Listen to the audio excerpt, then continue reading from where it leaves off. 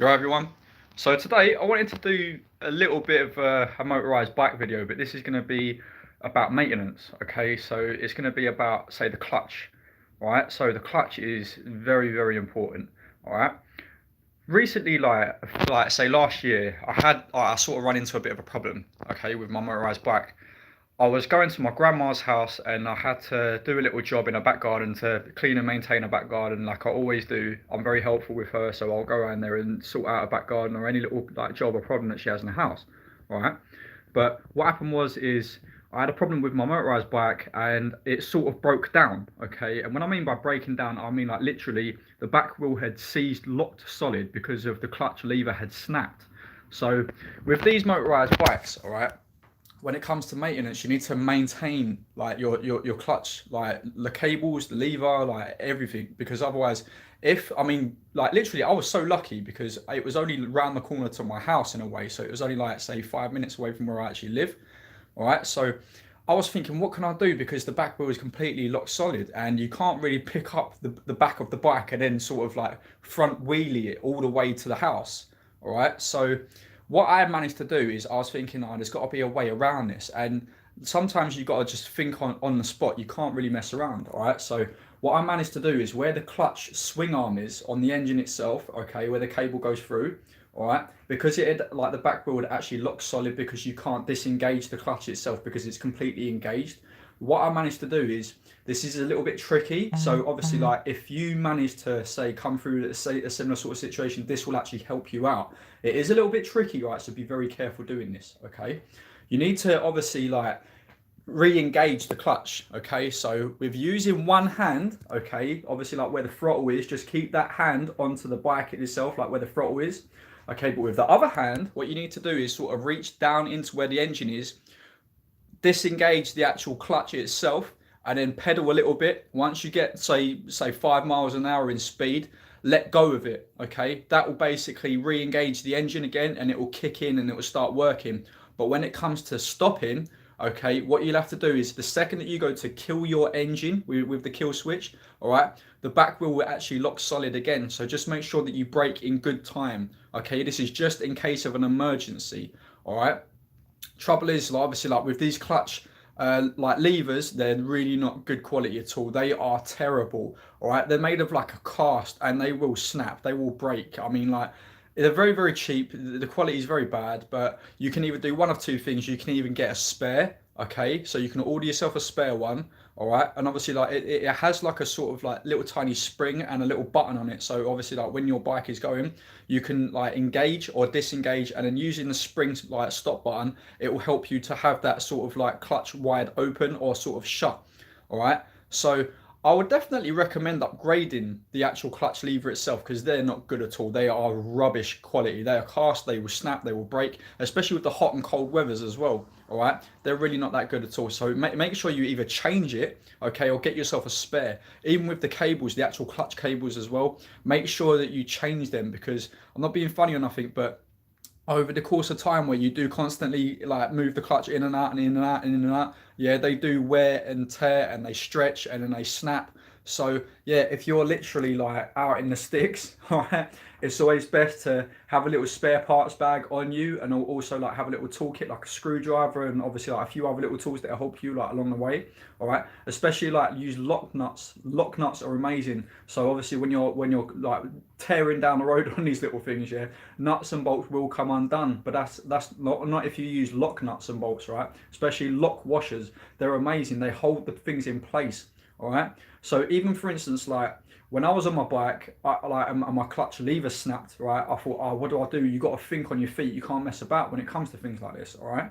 So this is just a little tiny like bit of advice to help you out. All right, and I know that people are watching this, all right, because I can see that there's a few people like coming like on the channel right now to watch this. So this is very important. I'm being honest. If you really, really like these little projects, yeah, like with these little motorized bikes, they are phenomenally great. They are honestly, I love them so much, right? The weather right now outside is raining, but you know what? That's not a problem. I mean, as long as you have waterproofs and then like you can still get down the road on them, that's great. That's amazing, all right. But even like with the clutch plate itself, all right.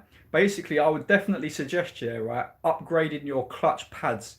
okay? Because a lot of the people, yeah, when they get these like clutches, like they're just standard, all right? The little tiny pads that you get with like the actual motorized bike engine kit itself, they're not that great at all. All right, once you break in your engine, yeah, it's like a lot of the basic parts that you get with this kit. Once you break the engine in, it's down to you to do the upgrades, yeah. So you can get a replacement set of pads, and I know that it's very, very simple to put these onto the engine itself. And all you need to do, right, is literally undo the little flower nut where the clutch is itself, and the clutch plate should come loose. All right, once it comes loose, you can see to all the pads. You can change all the pads around, get yourself a better set of pads.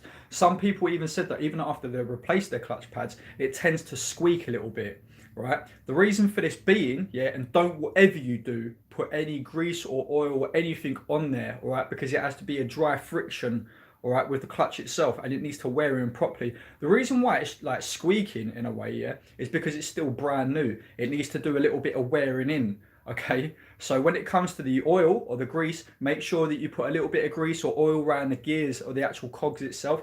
Don't, whatever you do, put any grease or oil on the actual pads itself, okay? But when it comes to the maintenance, it's very, very, very important. I can't stress it enough.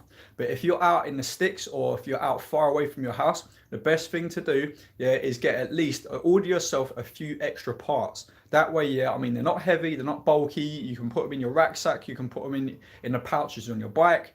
Yeah, and obviously, like if you're out and you're far away from your house, and you feel, oh, what do I do now? You have spares, and don't be lazy and say, oh, do you know what? I'll just get around to doing it another time. No, no, no, no. Don't do that. All right. Best thing to do is get yourself a set of little spares, and they will help so much. All right.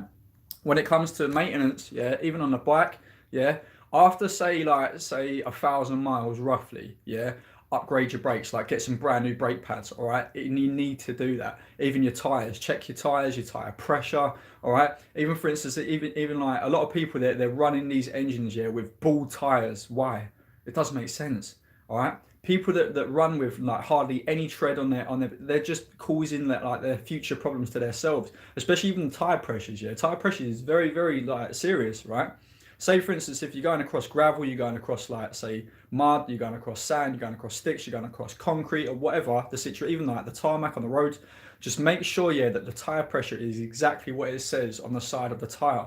Because I tell you what, you'll end up with nothing but problems, okay? Like punctures, all right, sharp things going into the tires as well. All right, people even say like, oh yeah, but I have puncture-proof tires. There's no such thing as puncture-proof tires, all right?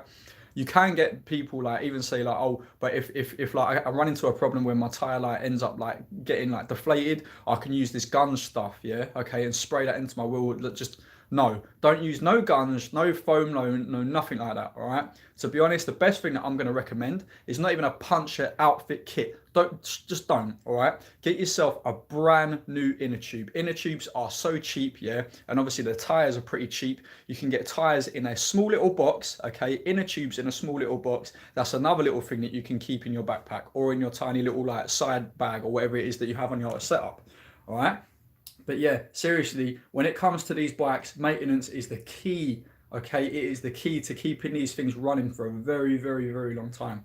Like for instance, with both of my bikes that I have, like at my mother's house at the minute, because I'm trying to sell my other house. Yeah, I've maintained them literally to a T. Okay, they're always nice and shiny, they're basically brand new. All right. I mean, like I built them a few years back now. Yeah, there's nothing wrong with them. I've had them both powder coated. I have another 5 motorized bikes at my other house. All right. So basically, like when it comes to these things, keep them clean, keep them tidy. And do you know what? Not being funny here, but every time that you walk down the road and you see like a dirty motorbike or a dirty car, and you think, no, that looks haggard, that looks horrible. Yeah, fair enough that like, obviously they might have been out like having fun like on that certain day or whatever. But no, with me, I like to keep my tools and obviously my motorized bikes, even my cars or my other motorbikes. I like to keep them pristine in condition, like really nice and shiny, because do you know what? It draws more attention, yeah, to people that are actually interested in this project. Yeah, and obviously a lot of other people that like they're out there, they don't really know too much about the maintenance side of this. I know a lot about the maintenance parts, okay, about these motorized bikes. So if there's any question, yeah, that you really want to fire at me, yeah, put it down in the comment section below. I'll get back to you as soon as possible. But this was just a tiny little video just to help people out there that obviously might come across this sort of situation where you think, oh no, what do I do with my clutch lever? It's broken now. Oh, how do I get my bike back home? Yeah, there are ways out of this. Even for instance, a lot of people say, oh, my chain's locked up and I can't obviously move the back wheel. And do you know what? I've run into that problem before. Yeah, another little hint that to get out of that, whereas say for instance, where the engine case itself, yeah, the chain will wrap around, and because number one, your chain's too loose. All right, your chain tensioner, yeah, on these motorized bikes are awful. They are rubbish. All right, there's way more better chain tensioners out there that you can purchase. Yeah, they are about on eBay and Amazon. And if you want, I'll even put that in the description as well. Even like for instance the clutch pads, what you can order, yeah, for your motorized bike. And obviously they're an improvement. Whatever you do to these engines, it's a massive, vast improvement. As long as you're not obviously upgrading the carburetor, all right, or upgrading the exhaust, yeah, or even the head, all right. The spark plug, that's fine, all right. Anything else, yeah, just leave it. All right. The spark plug you can upgrade. That's fine. Yeah. Obviously the head, don't even bother until the engine is broken in. All right. When it comes to performance and whatever, yeah, don't even think about putting no boost bottle on there. Yeah, because that will not improve your speed, like I mentioned before in the previous video. Boost bottles are not for speed. All right. Basically, even when it comes to, say for instance, you want to put on like, yeah, like I said, I mentioned a new head. No, don't do that. Yeah, even like piston ring, don't upgrade nothing on that, on the internals of the engine, or even like some of the externals on the engine. No carburetor, nothing like that. All right, stick with the basic stuff until it's completely run in. All right, and what I mean by that, yeah, is basically if you start upgrading stuff, upgrading, you'll end up, say, not wearing the engine in properly. All right, so all the bearings and the rings are not nicely worn in.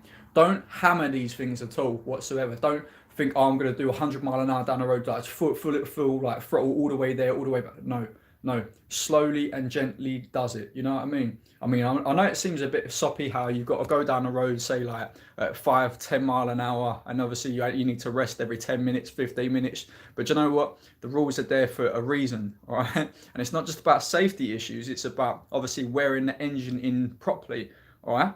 But if you do end up coming through a little tiny, say like slip ups or trip ups or along the way, just put it down in the comment section below. I'll get back to you as soon as possible, and I'll try and answer your questions as fast as I can. All right, to obviously help out, because that's what I'm here for on this channel. I'm here to help people out.